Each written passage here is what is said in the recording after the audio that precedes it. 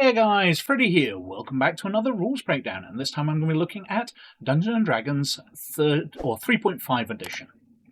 Now, over the years, I've not really paid much attention to this edition, and people have told me how superior it is to 3rd edition, which is my personal favourite. And I've browsed through it recently and could see that there's certain ways that they do seem to have enhanced it. But for a rules breakdown, it's basically identical to 3rd edition. I couldn't find any of the areas which I cover in a standard rules breakdown video, which are different. So we're going to be going over some very standard territory here. But I think that the way it enhances things is by where they changed things between 2nd edition and 3rd edition. Obviously, attacks changed quite radically, and they introduced all the feats. And they really seem to have fleshed out the feats section, being the brand new thing which nobody had any experience of. And they've helped by describing things better and laying out the rules for that. So, for people who are coming into this type of rule set, I think that the 3.5 edition rules are superior. But if you know how to play it already, I don't see any functional difference between 3rd and 3.5 edition. And because of that, I'm not really going to bother with a character sheet. We'll just roll some dice as we go through examples. And so skills, well, they're dealt with on page 62 of the rulebook. And skills are a numeric value. Every time you go up a level, you get a certain amount of skill points based on what class you are. So bards, for example, get 6 plus their intelligence modifier times 4 first level, and then 6 plus their intelligence modifier per level after that. And we've got less for other classes, so fighters get 2 plus intelligence modifier times 4 for first, and 2 plus intelligence modifier every level after that. So they get far less skill points. Your rogues and bards tend to get the most.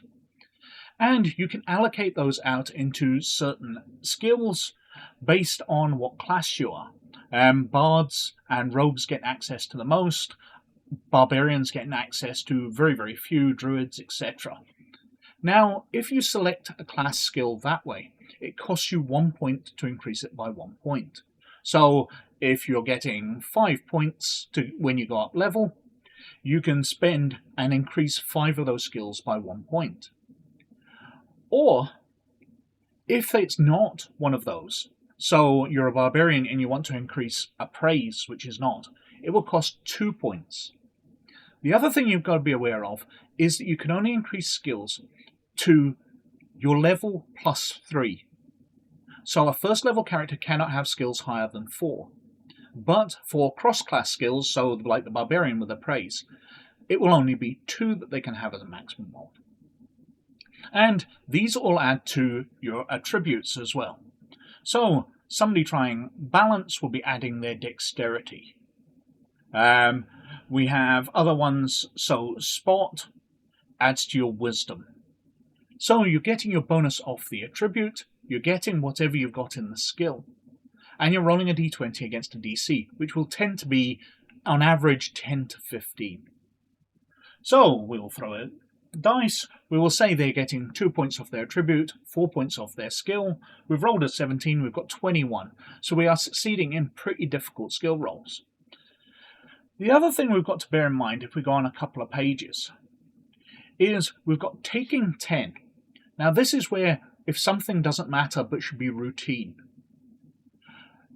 you can take 10 and pretend you just rolled a 10. So this is without having much risk. You're doing something very routine, and you don't want to stand the chance of rolling terribly. So you just take a bit more time and average about 10 rounds.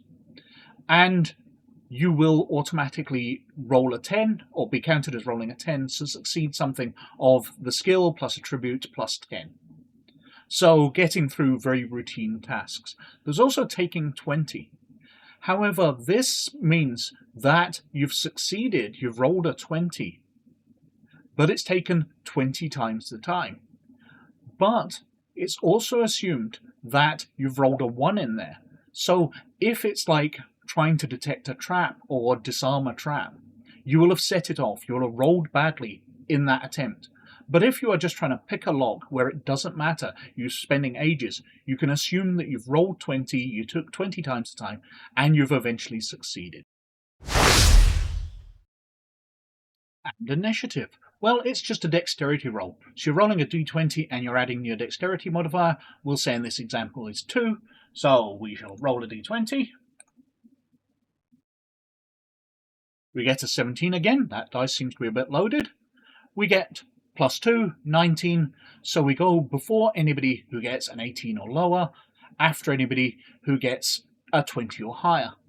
And you're basically just getting your attack. You've got move equivalent actions. You've got free actions, which are things like just saying a few words. It's not like 5th edition. You are just generally getting your main attack and that's it. And attacks. Well, these are detailed on page 134. And it's the standard of roll a d20 plus your base attack bonus, which is based on whatever class you are, plus your strength, plus size modifier. Now, the strength bonus is standard for everybody, so in our example we'll say it's +2. Your attack bonus obviously changes with whatever class you are. Fighter types tend to get better attack bonuses. In our example we'll say 5, so they're going to get a +7. But I'll explain the size modifier. Size modifiers are a sliding scale. Basically, the larger a creature is, the more easy it is to hit. When you are fighting the same size as you, there is no modifier between you.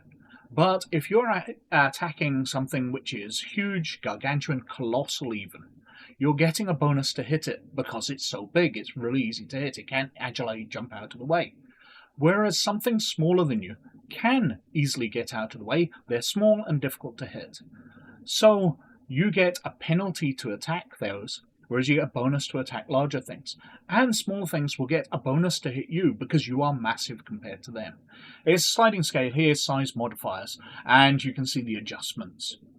But anyway, we've said that he's getting a bonus of 5 from his class. We're getting a bonus of 2 from his strength to +7. We're trying to roll against somebody's armor class.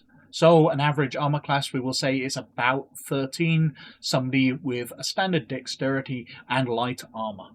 So we're adding +7 to the d20. We roll a 3, so we get 10, which is lower than 13, so it misses. Now, critical ones lead to fumbles, which has no bigger effect than that. Natural 1 always fails. Doesn't matter what armor class it hits. A natural 20 is a threat, which it details in greater detail on page 140, but basically it's double damage. There's some modifiers to that, where you've got certain weapons which do treble damage or more, and certain ones which change the critical roll, so it's not always a 20, you can be rolling a 19, 18, 17, and some feats which do similar. But generally speaking, it's double damage. So when you're going to be rolling your damage, you're going to be rolling double dice. And damage. Well, damage is based on what weapon you're using, plus your strength modifier. Or if you're holding the weapon in your offhand, half your strength modifier. Anyway, we've got different types of weapons here. On page 116, we can see a throwing axe does 1d4, a longsword does 1d6 against small targets, or 1d8 against medium targets. And I'm guessing a misprint because it says a sap does 1d43 against small targets and 1d63 against medium targets. I'm guessing there's supposed to be a slash in there, that perhaps it's 1d6 divided by 3, but maybe they're just mega damage weapons. Anyway, we'll say it's a longsword going against same size character. We'd said they're getting a general bonus of 2, so we're going to be rolling 1d8. Adding 2, he does 3 points of damage. And health. Well, it's Dungeons & Dragons, so it's hit points, which increase by your level. So, looking at the fighter, for example here, he's got a hit die of a d10. So at first level, he'd roll a d10, adding any constitution bonus. That'd be how many hit points he gets. When he goes up levels, he rolls a d10, adds his con bonus, and adds it to what he's currently got. Now, most groups I know tend to average that out, so at first level you're always counted as rolling maximum, whereas every level they take it as 50%. To stop the strange occurrence when you get a wizard who rolls well and a fighter who rolls poorly, so the wizard's got more hit points than the fighter, taking away the advantage of the fighter. Also, when you're reduced to 0 hit points, you fall unconscious. At -10 you die. If you're in negative hit points, then you lose 1 per round until you are bandaged and treated, until you reach -10 and you die. Unless, of course, you're treated. And when you are healing, you heal your level worth of hit points during a night's rest. It's not the old 2nd edition Dungeons & Dragons where you only heal 1. So if you are a fighter with 100 hit points and you lost 99, it doesn't take you 99 days to heal back. In this case, you are healing up your level. So the more hit points you've got, the higher level you are, the faster you're healing a chunk of those back. And advancement. Well, it's Dungeons & Dragons, so it's a level-based system. You get a certain amount of experience, and you go up levels, gaining advantages of that. On page 22, we can see that it's all been standardized in 3rd edition. Unlike 2nd edition and before that, where different classes would advance at different amounts of experience, leading to situations where certain characters could get 2 or 3 levels ahead of others very, very rapidly. In this case, everybody levels at the same speed, but you get different advantages. So, as standard, you will get feats, you'll get your ability score increase every so many levels, but you will go up your standard class, you will get abilities from that class, you will get skill points based on the class and your attributes to spend on skills and cross-class skills, and of course, you will get your hit points and your attack bonuses going up. And that was Dungeons & Dragons 3.5 edition.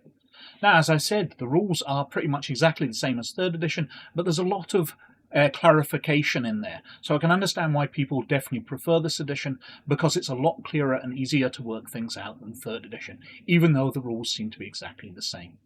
But anyway, as usual, I think I've been wittering on for quite long enough, so thank you very much for watching. But as always, most of all, you look after yourselves, and I'll catch you later. Bye now.